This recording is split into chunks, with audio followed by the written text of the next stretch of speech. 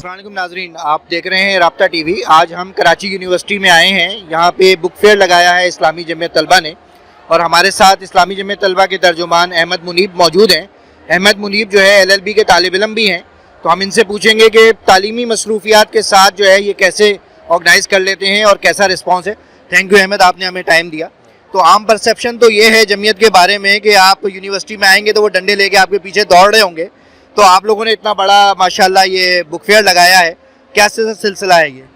Perception तो बहुत सारी चीज़ों के बारे में बहुत तरह के होते हैं, उसमें हकीकत से मुताल्लिक बात होनी चाहिए। हमारे आपके सामने यही है कि आप जब यूनिवर्सिटी में आए तो हमने बुक फेयर लगाया हुआ है और इस वक्त आप देख सकते हैं कि रश कितना है।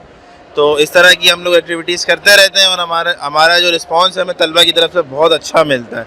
और परसेप्शन होते रहते हैं, बहुत सारी चीज़ों के बारे में बहुत सारे परसेप्शन है।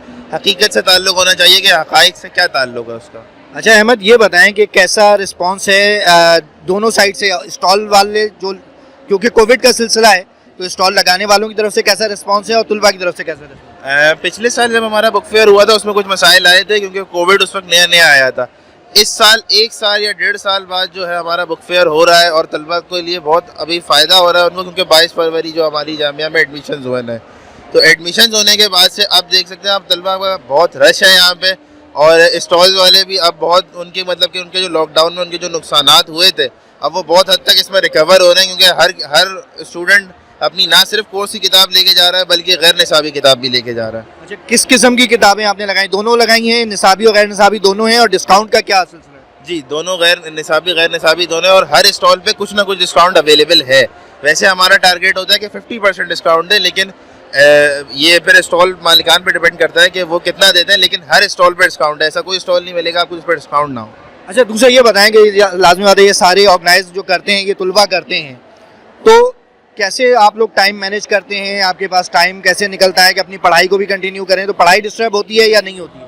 पढ़ाई इतनी डिस्टर्ब नहीं हो पाती क्योंकि हमें फिर हम लोग लीव्स लेते हैं फिर, और इसमें 3-4 ऑर्गेनाइजेशनल स्ट्रक्चर होता है जमीयत का।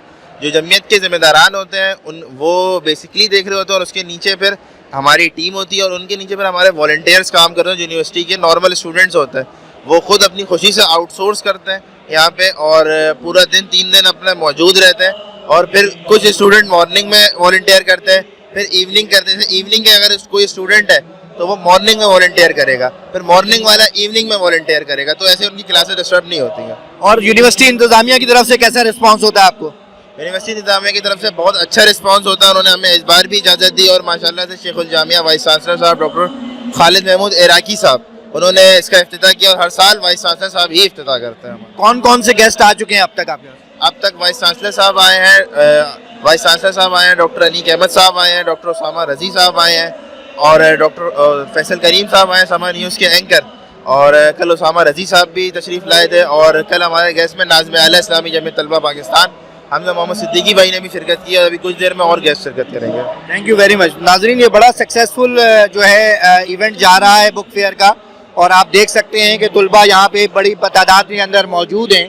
तो उम्मीद है कि आप इस बुक फेयर में शिरकत करेंगे, और ये तुलबा की बड़ी अच्छी कोशिश है इस्लामी जमीयत तलबा की, जिन्होंने बहुत अच्छे तरीके से इसको ऑर्गेनाइज़ किया। Thank you very much.